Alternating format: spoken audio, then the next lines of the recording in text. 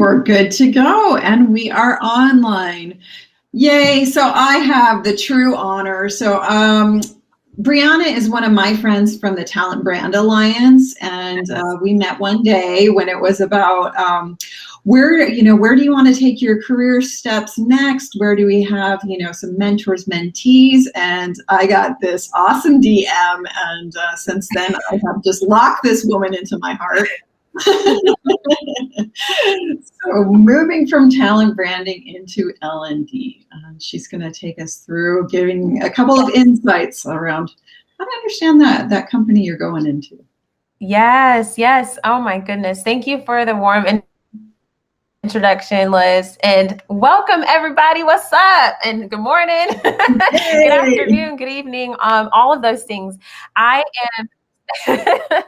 am so excited to be presenting to you guys some information around how to research and how to get the real inside scoop of company culture. I hope you enjoy the play on words with scoop, because there will be ice cream throughout this session. So I'm sorry if y'all get a little hungry. Sorry about that. My name is Briana Daugherty. I am a learning and development consultant today working for Microsoft. And so before we actually get started, I'm going to tell you a little bit about myself, and I'm going to go to the next slide. All right.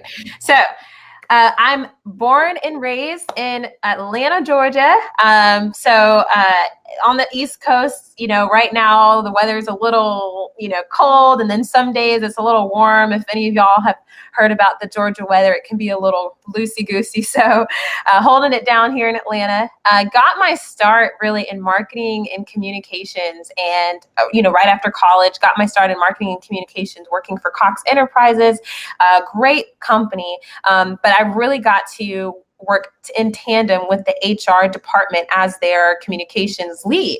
So that's a little bit about how I got my start. I was doing internal comms, and then I moved into a talent branding, employer branding role while I was at Cox, because I just loved the employee experience so much. I loved talking about it with HR folks and had worked so closely. So I was like, let me try to navigate to branding that employee experience. And so was able to be a part of that, and did a lot of networking during that time, like Liz said, and met incredible talent branders like Liz.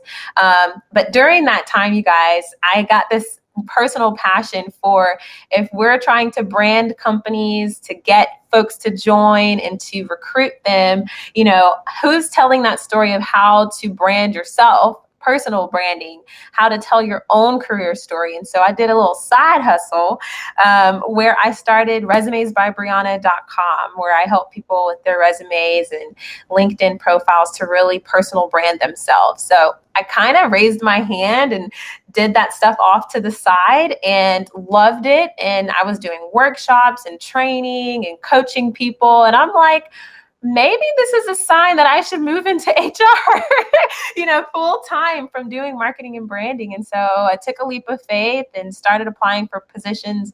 And today I'm in learning and development, and I absolutely love it. There's a lot to learn, but I'm going to take you guys through, kind of how I got to this place in learning and development by researching company culture.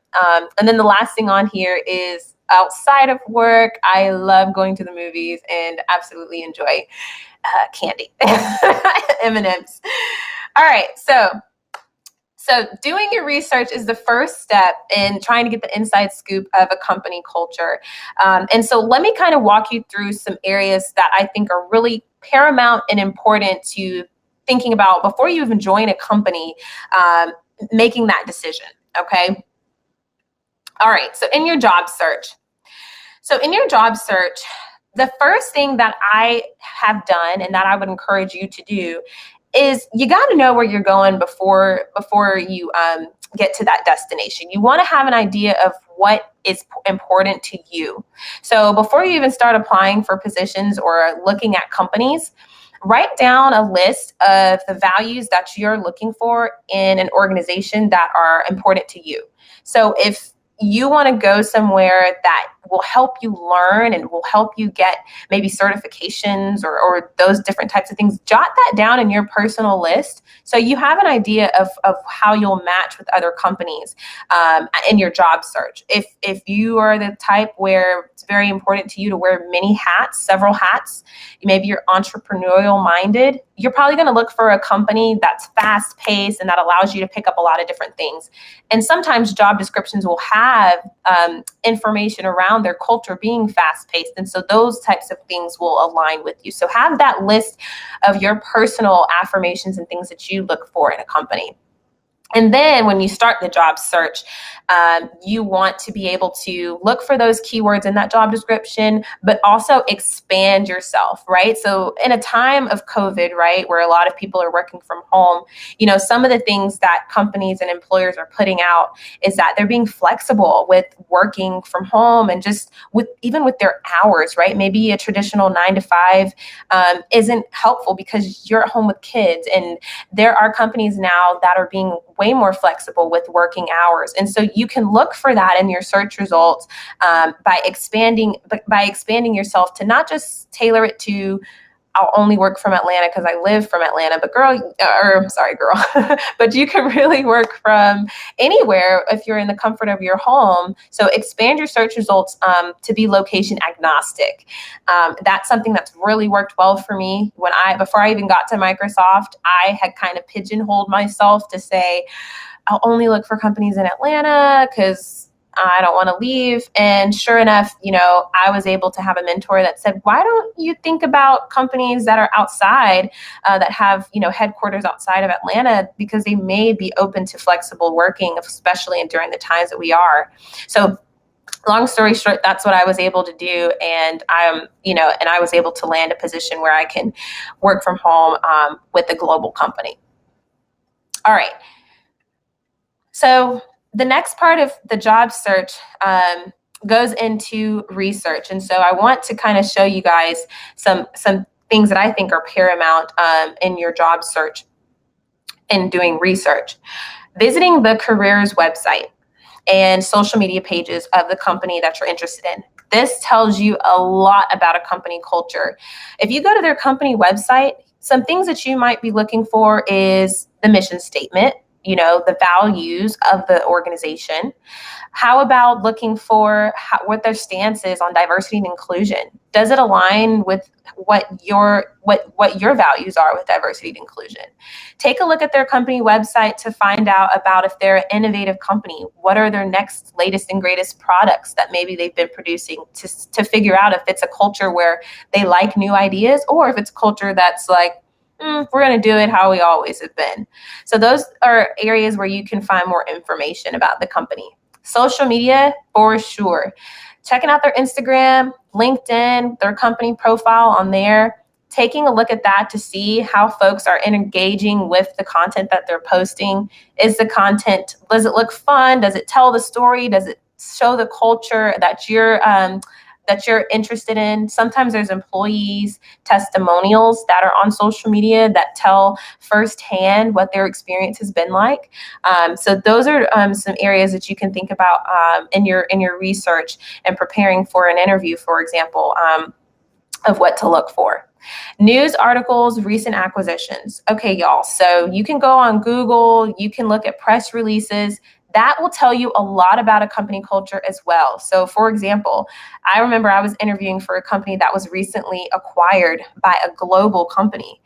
That could mean two things, y'all, with the company culture. It could mean they're about to change and do something really dynamic within the culture, but that change could provide tension, or it could provide some difficulty in maybe the existing company or the new company. There's different areas that could happen with an acquisition. So those are some things to keep in mind in your research if you come across a company that is recently acquired. Sometimes change is good, but sometimes change could mean shift in leadership styles, shift in the culture, and that sort of thing.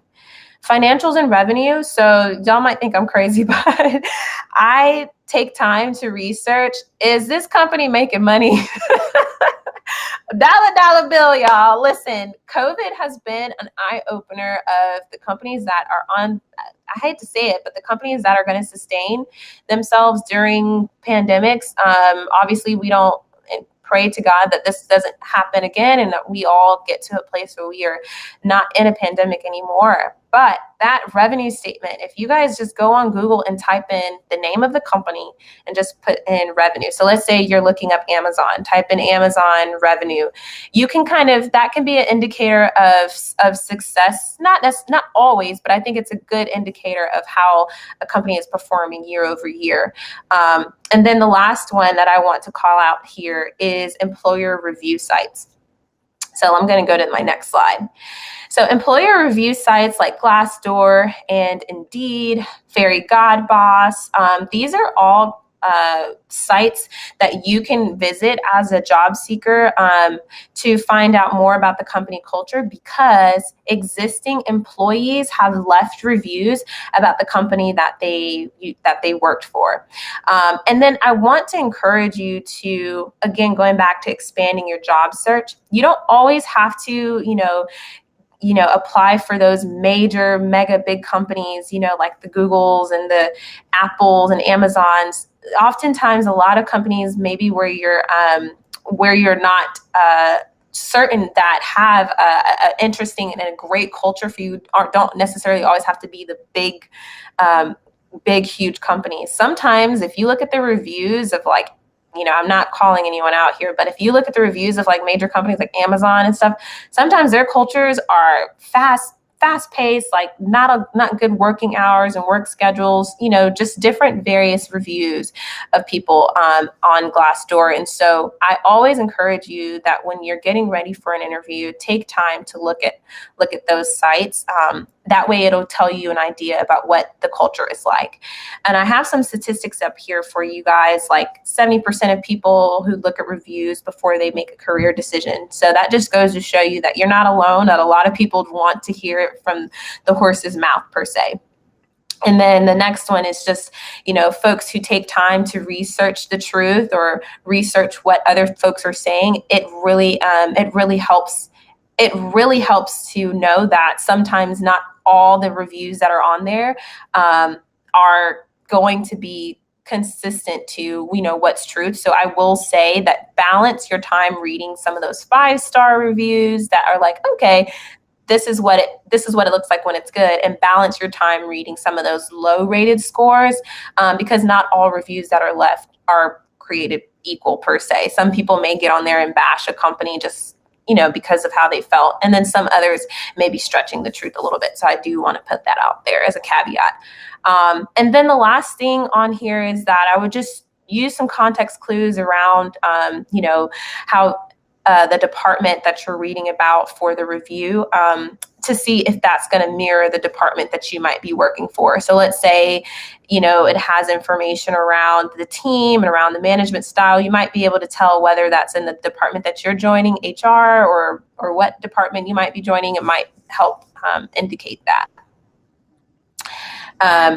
All right, so let me go to the next one. And I don't know, of course, if there's questions, I know Liz will help me out here. So that's kind of before the interview. So now when you're getting ready that's before the interview. So now when you're getting ready to actually go on your interview, you have all this research, you have all this information about the company. You've done your due diligence to kind of write down questions that maybe you have, or areas of the business that you may be curious about. If it was an acquisition, you have all that information. Now it's time for you to ask some of the pointed questions during your interview. And you guys, just as much as the company's interviewing you to see if you're the right fit for the role, you're interviewing them. So don't hesitate to ask those questions, that you just read about, maybe in different reviews or in different news articles, that will be able to help you tap more into what the culture really feels like. So I have a list of questions here that I think will be helpful. So my first couple questions that I think for you guys would be helpful is, when and how is feedback given here? I think that's a fantastic question to ask in your interview. Perhaps if you're meeting with a hiring leader, or if you're meeting with someone who might be a peer on your team. For me, this was a great question that I tried to navigate asking, because in previous roles that I've been in, sometimes clarity wasn't given around goals. And when it came time for performance reviews, or time for bonuses, or time for, just discussing the year, there wasn't clarity at the end. And so being proactive to talk and ask, hey, how and when is feedback given, so that you can set your expectation of what you're looking for, and getting feedback and being able to be successful on the job. Okay. Describe the typical working hours of the role and team. Again, this goes back to that flexibility. This goes back to perhaps if you have kids, or if you have family that you're trying to take care of in the morning, and you signing in maybe a little later in the morning works for you. You want to find that out. You can ask that question of your peers as well during the interview to see what they do as well. And they may even give you an indicator of, hey, yeah, I don't sign in until this time to get my day started, or I actually may sign in late at night to kind of, finish up the rest of the questions from the day or the emails from the day. You'll kind of learn, like, okay, are people on all day, all night? You'll kind of learn those things. Describe the first 90 days on the job. This is a great indicator for, are they expecting you to hit the ground running when you get there? Or are they expecting you to give time to grow and to figure out the different tools and exploratory time? Listen for how they answer this question. All right, and then a few more. Oops. Tell me about your experience. How long have you been at the company? This is always a good indicator, because if you have folks who've been at the company for 20 plus years, that could mean it's a successful, sustainable company and they treat their employees really well. It could also mean that there might be, difficulty navigating some of the way that it used to be, if there's a lot of highly tenured people. So it could be an indicator of a number of things, but ask.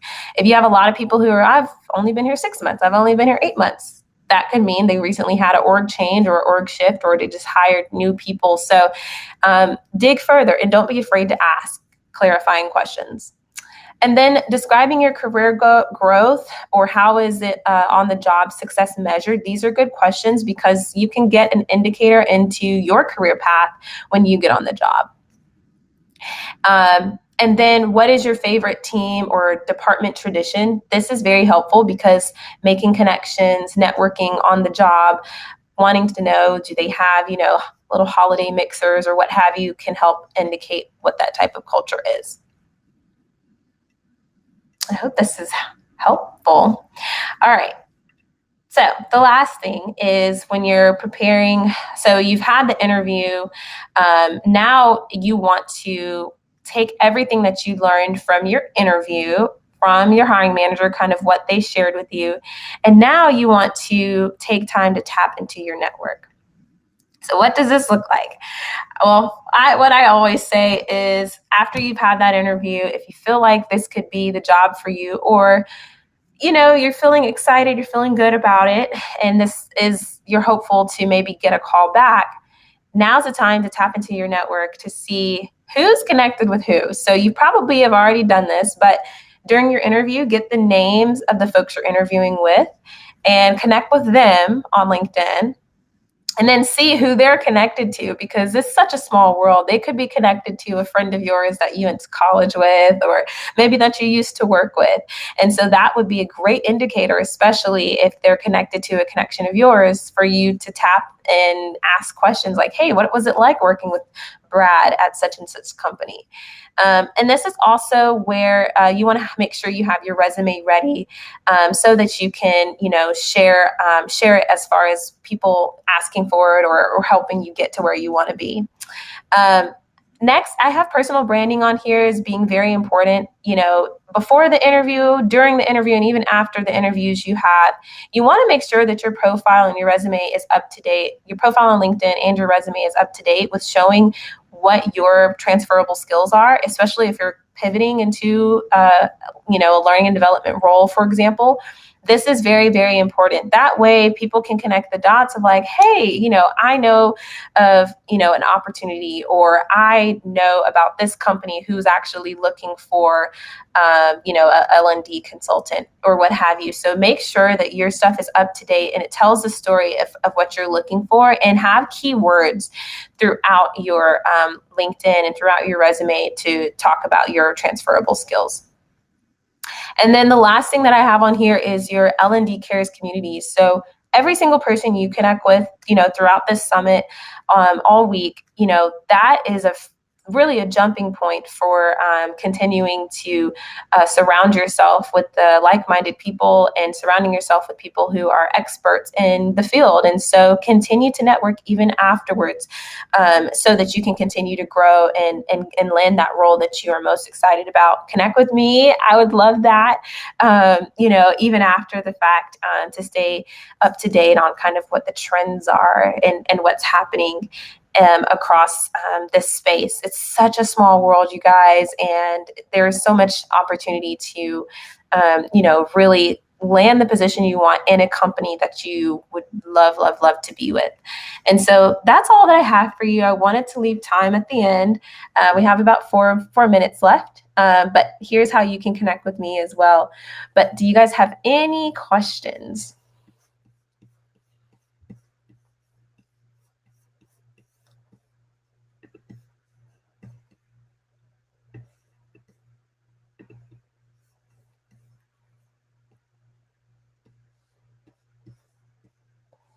Hey Liz, are you talking? I can't hear you.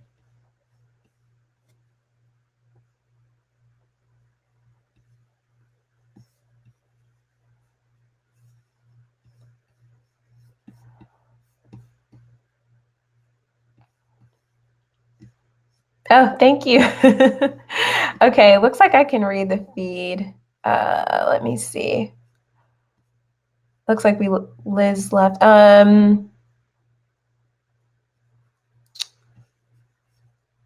yeah, okay. I'm just looking here.